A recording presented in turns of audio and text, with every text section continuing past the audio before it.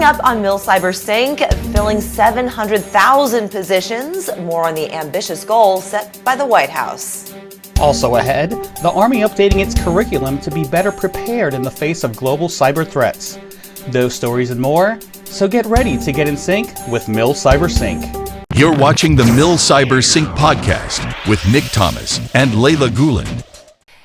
Hello and welcome to the MilCyberSync podcast, reporting on the latest events happening in cyber news. I'm Layla Gulen, along with your host, Nick Thomas. Good to see you there, Nick.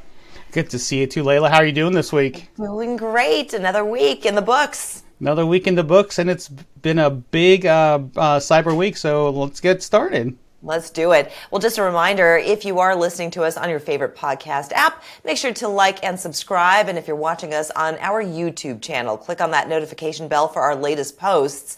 Also, if you'd like to donate to the MCPA, it's easy with Amazon Smile. If you click on the link below, you can start shopping, and a portion of your purchase goes to MCPA at no extra cost to you. Also, don't forget to use our CFC code 10386. All right, well, the White House is set on fulfilling the ambitious goal of employing at least 700,000 cyber workers. The goal was set during a July workforce summit as the U.S. continues to face a cybersecurity personnel shortage. The summit was hosted by National Cyber Director Chris Inglis and emphasized plans to build a national workforce and improve its skills while addressing issues of diversity, equity, and inclusion. Most of the initiatives announced at the summit focused on enhancing school programs and increasing the number of individuals entering the workforce. But critics say more attention needs to be given to the mismatch between the skills of applicants and the needs of employers, including the federal government. Layla? Well, several agencies released a compendium of suggested practices for software developers to ensure greater supply chain security. The National Security Agency, CISA, and the Office of the Director of National Intelligence worked with industry to consolidate the recommendations for planning software security requirements, designing secure architectures, adding security features, and conducting source code review and testing. It's called the Enduring Security Framework and is a cross-sector working group concerned with high-priority cyber threats to national critical infrastructure. The guide recommends agencies also use it to assess the acquisition, deployment, and operational phases of the software supply chain. Meanwhile, suppliers can refer to the guide to assist vendors and agencies with secure software contracting, releases and updates, notifications, and vulnerability mitigations. Nick. Federal cyber officials will formally ask industry leaders to help shape the regulatory structure for cybersecurity incident reporting. CISA's director, Jen Easterly, said the exercise will take place in the next couple of days. The incident reporting framework follows the new law that President Biden signed in March, requiring the critical infrastructure owners and operators to report major cyber attacks to CISA within 72 hours and ransomware attacks within 24 hours. CISA has said that it will use the reports to rapidly deploy resources to victims under attack and share information with network defenders. Layla? The National Security Agency became the latest federal agency to begin its digital migration to quantum-resistant networks. While the emerging technology is posing major cybersecurity threats to unprepared digital systems, the NSA's new encryption standards outline an upgraded algorithm to include new public and symmetric key encryption and software and firmware updates. Officials are releasing these algorithms now to encourage entities using NSS to plan and budget their post-quantum cryptographic system migrations. Post-quantum encryption has been an increasingly popular requirement for public systems as nations race to develop a viable quantum computer, which stands to be significantly more powerful than classical computers. NIST had previously identified 4 quantum-resilient algorithms in July to help both public and private networks prepare for the advent of quantum computing. Nick. Iran's recent cyber attack on Albania has destroyed government data and impeded the U.S. allies' public services. The attack happened on July 15th, and U.S. officials have been on the ground ever since, working with private sector partners to mitigate its impacts. Albania's decision to sever diplomatic ties with Iran prompted the attack. Officials say the United States will take further action to hold Iran accountable for actions that threaten the security of a U.S. ally. The statement echoed an approach to U.S. cybersecurity policy that started in the Obama administration, which put certain cyber activities such as attacks on critical infrastructure and the theft of intellectual property off limits for nation-state actors. Layla? With the help from the public, the final version of the National Highway Traffic Safety Administration's cybersecurity practices are being published. The report focuses on cryptographic techniques to mitigate hacking risks as vehicles become more technologically integrated. It's called the Cybersecurity Best Practices for the Safety of Modern Vehicles and will also include more detail on key systems and cryptographic elements, as well as how attackers may use software updates to infiltrate a vehicle's network. NHTSA's first cybersecurity guidelines for automotive vehicles were issued in 2016. The updated recommendations reflect changes in the automotive industry, namely the increased integration of car operations with Internet of Things access. Nick. Denver high school students got to work shoulder to shoulder with the National Security Agency Colorado to learn robotics. The students were from the Robert F. Smith Science Technology Engineering Art Academy, the newest high school in the Denver public school system. Mathematicians, data scientists, and engineers spent 3 days a week this past semester mentoring the students and helping with the robotics project. The NSAC team works with the students throughout the year on programming basics, robotics, circuit boards, and Python code implementation. They added a cybersecurity week this semester that included a German Enigma demonstration and discussions about using strong passwords as well as encryption. The program is part of the National Security Agency's K-12 engagement program. Layla? Well, before we go to break, if you're listening to us on your favorite podcast app, make sure to like and subscribe. And if you're watching on YouTube, click on that notification bell for our latest posts related to everything military, cyber, and cybersecurity. And when we come back, the Army beefing up its cyber offensive. We'll take that story and more after the break. Today's network and security monitoring solutions are vulnerable to overload situations that lead to decreased visibility and undetected intrusions. Monitoring applications require hardware to keep up with real-time traffic analysis, making it complex and costly. Your security monitoring solutions may be unable to keep up during cyber attacks or traffic spikes, making intrusion more likely. A new approach is needed to increase network protection and visibility. Axellio simplifies and streamlines your network monitoring for critical security, network, and application analysis. Learn more at axellio.com. Please consider donating to the Military Cyber Professionals Association. We are a 501c3 educational nonprofit charity with a volunteer-fueled staff. A great way to donate is through Amazon Smile. It will cost you nothing to use this service.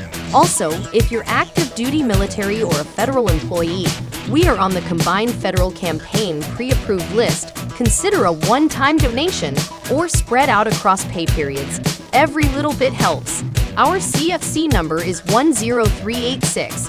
Thank you for your consideration. Welcome back. The Army has been adding classes and updating its curriculum to keep up with the evolving technologies and global threats for graduating service members.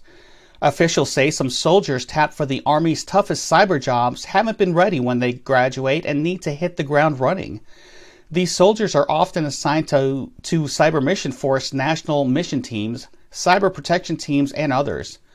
Part of the effort includes the development of a new course to allow soldiers and joint service members to attend class at Fort Gordon, Georgia, and become fully trained to report to their respective units.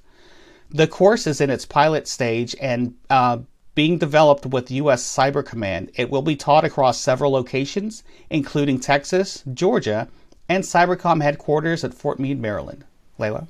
The U.S. Army will establish an office dedicated to offensive cyber and space capabilities next year. It's called Program Manager Cyber and Space and will fall under the Program Executive Office for Intelligence, Electronic Warfare, and Sensors.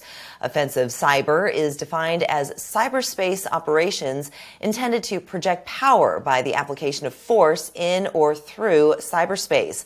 The office will test and field equipment such as aerial jamming pods, biometric information systems, and battlefield navigation tools. Nick.